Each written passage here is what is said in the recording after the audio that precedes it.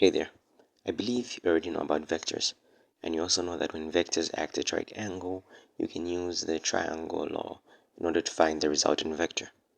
But there's an important principle that most students do not know, and most teachers do leave it out, but it's really important for your exam. And on this video, I'm gonna tackle a question which is requiring us to use that principle in order to answer it. Okay, let's get into it.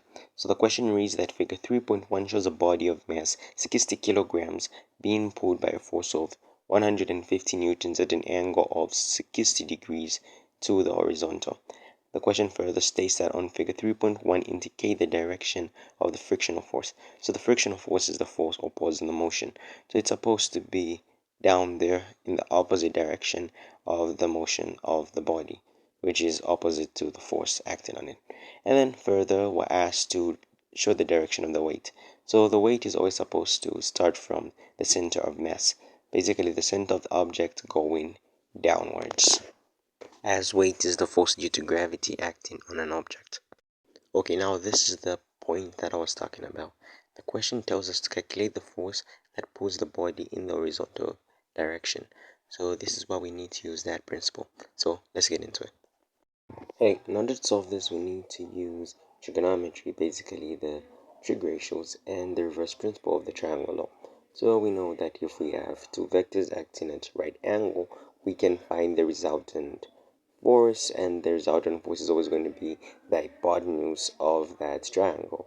So if that's the resultant force, which means we can break that down to its components. So let's say the resultant force, which is Fr, the components are going to be Fy, the force vertically, and Fx, the force horizontally.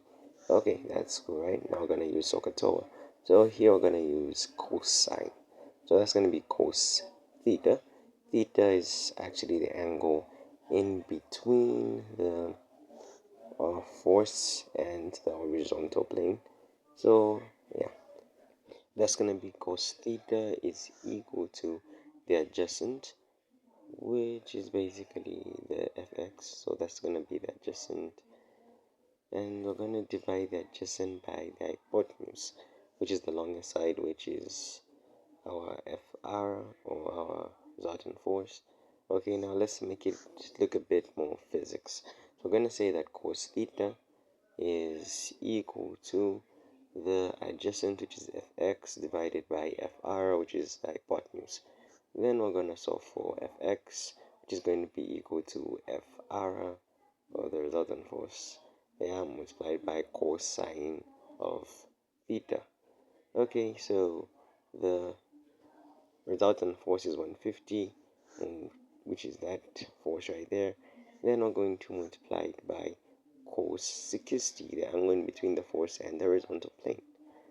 Okay, that's good. And finally, we're going to say that 150 multiplied by 0.5, as cos 60 is equal to 0.5.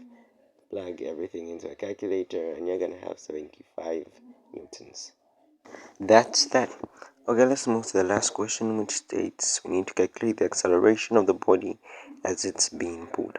Now, here's the confusion. We have a lot of forces. We have the weight, and we also have the force we calculated. We also have that force which is acting at the angle. So, which one do we use? So, Newton's second law actually tells us that a body always accelerates in the direction of the force. So where is this thing accelerating? It's accelerating horizontally. Therefore, that's the force that we need to use, the one which is acting in the horizontal plane, which we just found as 75 newtons. So acceleration is equal to force divided by mass. Therefore, we're just going to plug in our figures, which is 75 divided by 60. And that's going to give us 1.25 meters per squared second. Yeah, and that's how you solve it.